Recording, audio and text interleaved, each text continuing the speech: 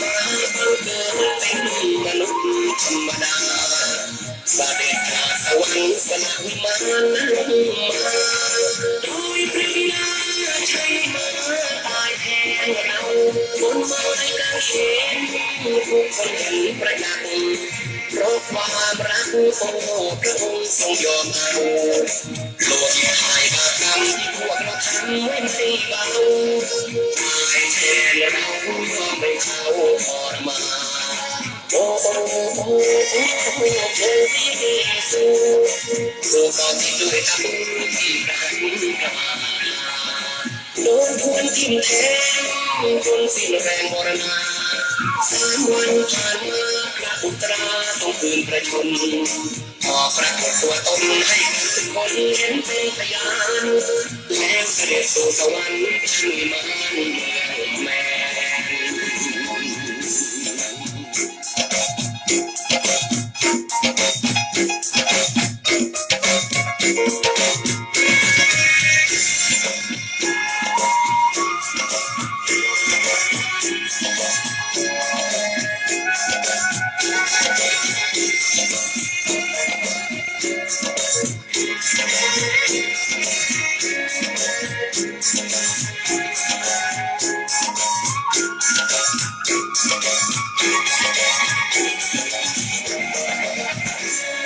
องค์พระเยซู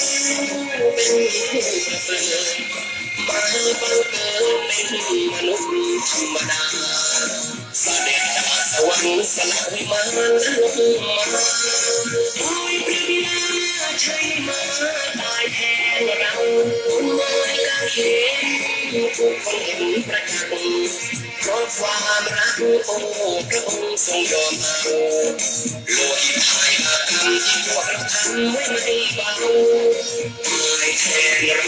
ก็ไม่เข้าทรมานโอ้โอ้โอ้โอ้โอ้เยซู